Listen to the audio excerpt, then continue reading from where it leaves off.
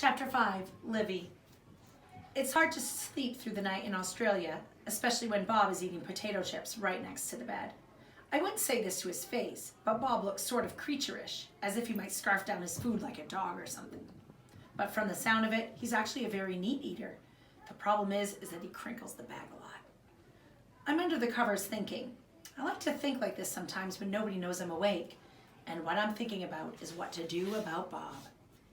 Bob thinks I can help him find his home.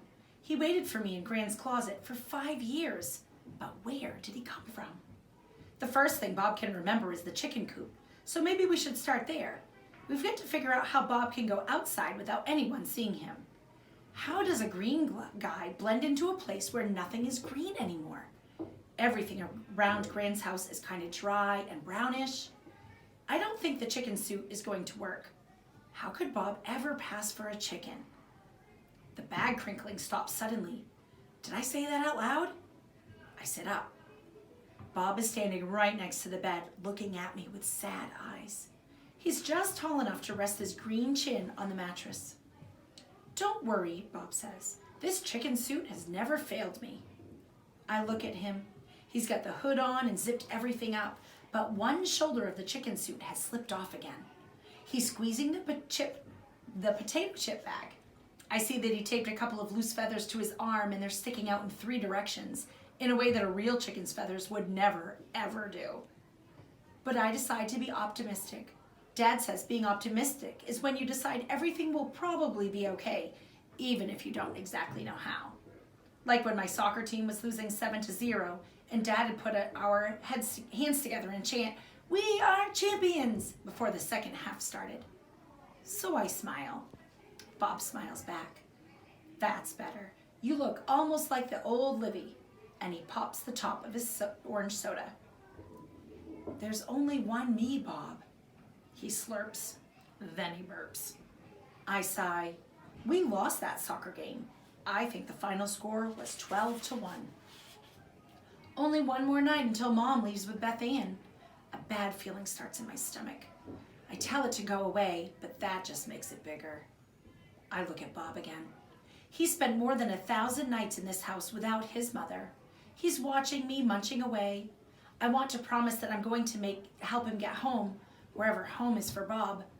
But what if I can't? Suddenly, I'm looking at the back of him. Bob can move fast. The closet door closes behind him. At the same moment, the bedroom door swings open, and Mom sticks her head in. She smiles. Didn't think you'd be able to sleep through those magpies. Aren't they amazing? They sound like that cute robot from the first Star Wars movie. I listen, and there it is. A funny bird warble from outside.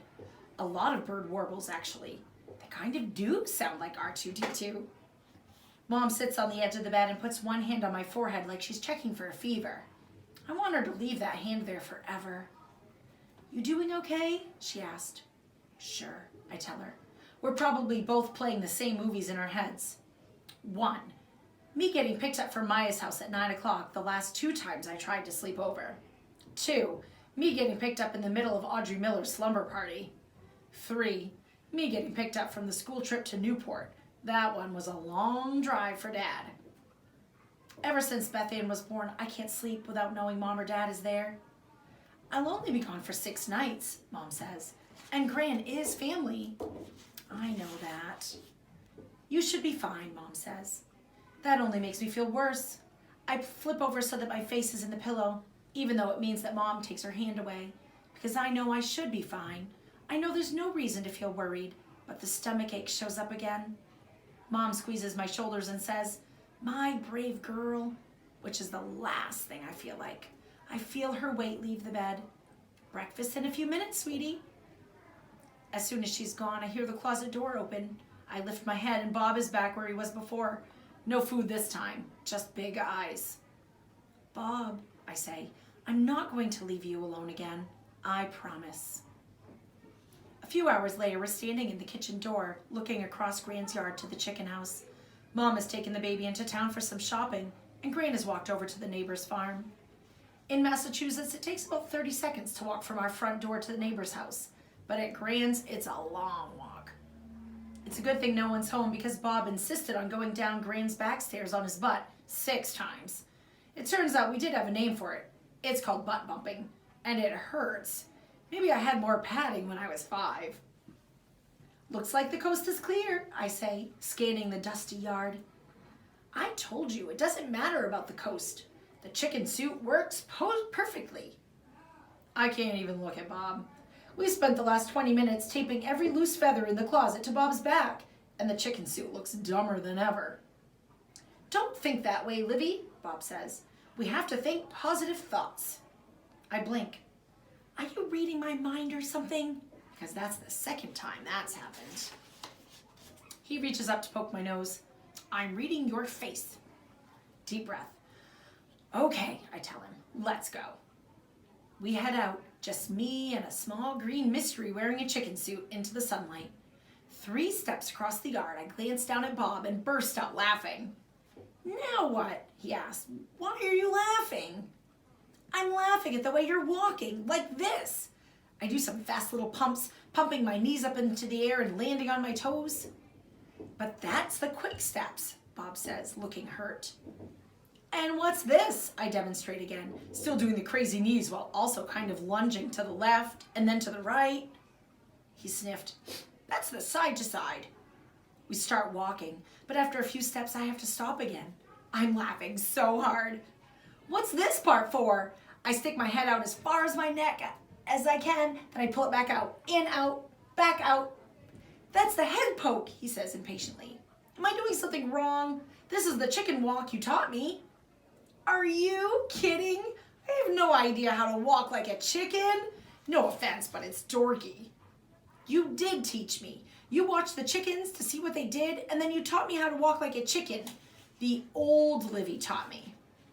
I look over at the chickens pecking in their chicken yard. Really? Weird.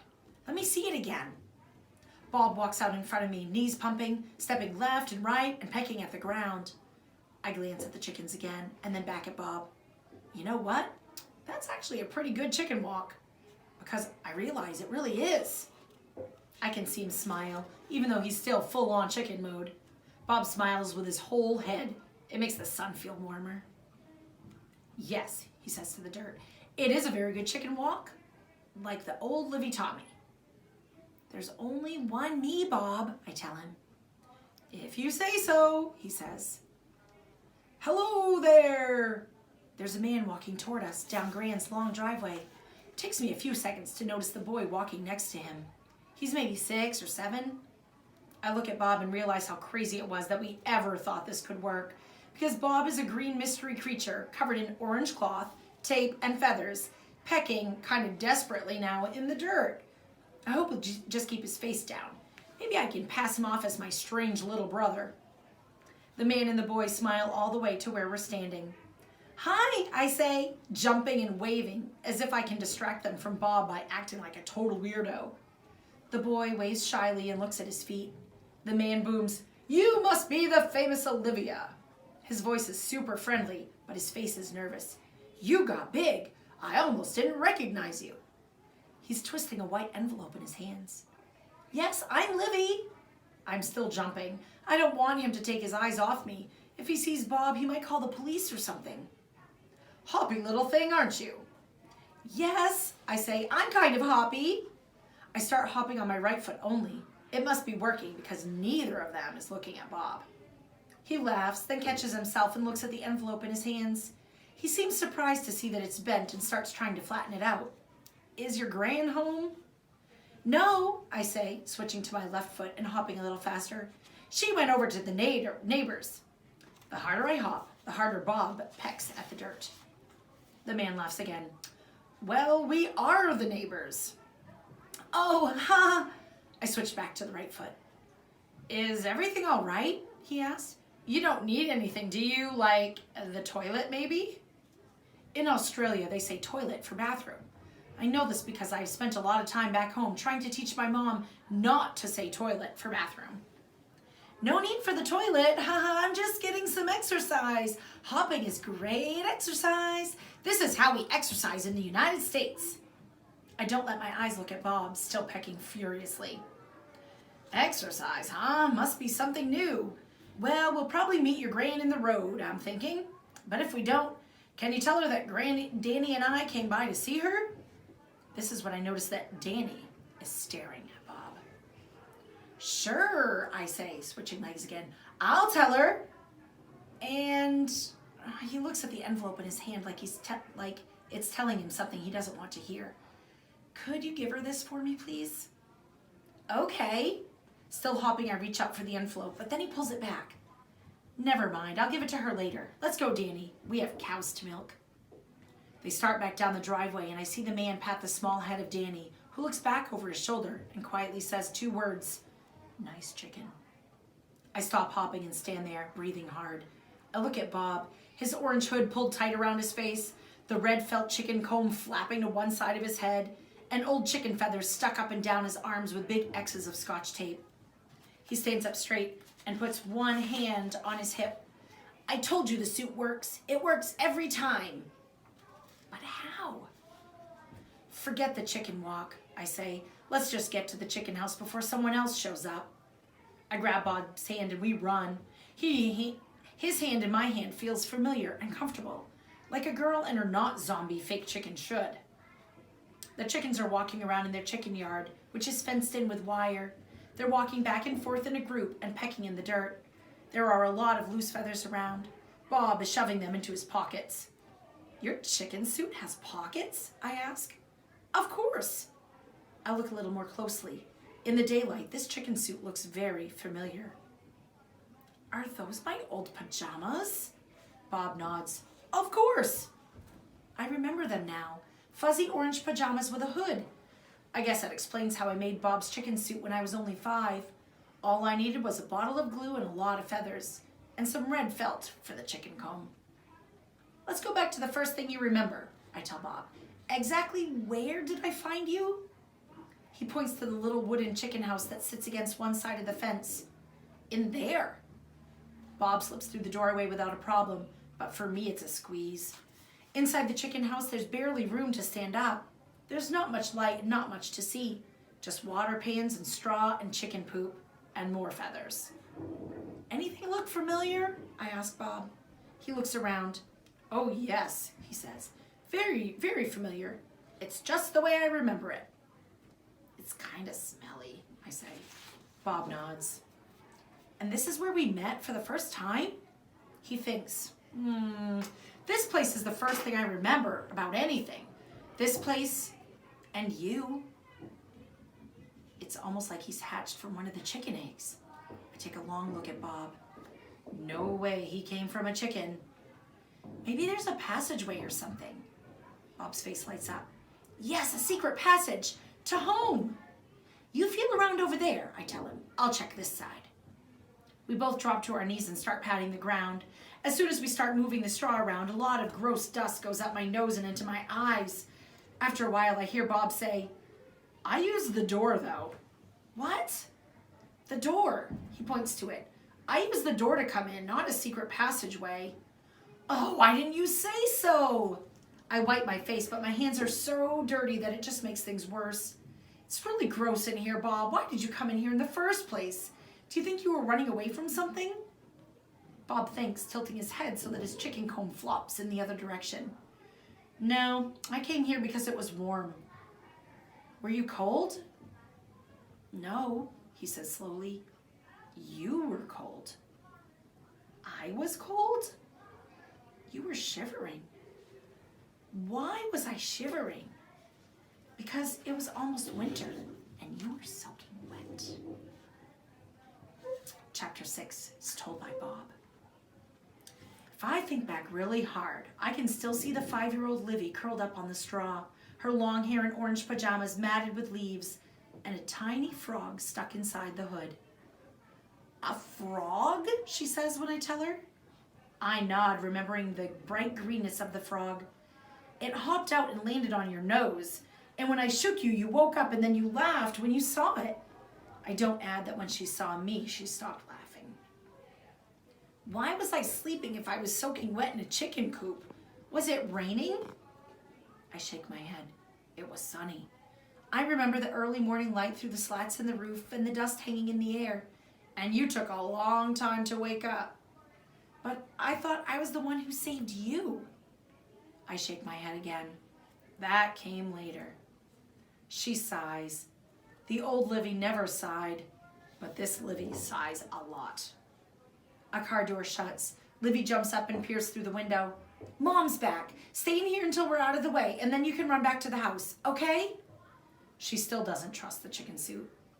She ducks through the door before I can say that I don't want her to go. Now I'm all alone with the real chickens who look at me suspiciously.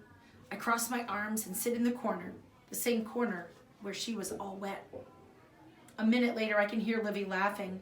I risk peeking out the window. Gran has joined her and her mom and the baby. They're feeding cucumbers and carrots to the pigs. Gran shows Livy how to hold the vegetables so the pigs don't nibble her fingers. Your dad will love this, her mom says, snapping pictures. Our little farm girl. I slump back down. I want to be a little farm girl. Well, a farm not zombie. I haven't been outside in 5 years. I should get to feed the pigs and run in the grass and stare up at the wide blue sky that I'd almost forgotten existed. I should get to climb a tree if I feel like it. Why does Livy get to make all the decisions? I don't like the way that one chicken over there keeps glancing at me. I think she's up to no good. She looks like the kind of chicken who could peck your eye out and not even feel bad about it.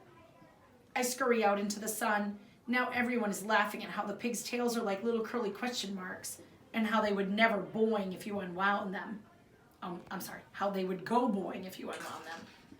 I do my best chicken walk toward them, but then stop before I get too close. Livy will be so upset if she sees me. Maybe this was a bad idea. I glance around looking for cover and spot the well. This time Livy can't keep me from checking it out. I change course and dart behind it. Now I'm officially a rule breaker. The stones that surround the well are warm from the sun. Leaning against them feels nice on my back. My feet feel funny though, like cold and hot at the same time. The funny tingling feeling starts there, but then it goes higher and higher until it reaches my head. Is this what Spider-Man's spider sense feels like? Or was it the beans? I bet it was the beans. I turn to my left. I am not alone at the well. Danny, the old man called him earlier. He's sitting against the low wall with his knees pulled up to his chest and a book at his side. He sees me and his eyes widen in surprise, but it's not the kind of surprise like if you just saw a not zombie. More like the kind where you just saw a big chicken. He has pink icing around his lips and he's been crying. I want to ask if he's okay, but chickens do not talk. So instead I peck at the ground and think that life can't be all that bad if you just ate something with pink icing on it. You're lucky to be a chicken, the boy says, angrily wiping at his eyes with the back of his hand. Your life is so easy. Easy peasy lemon squeezy.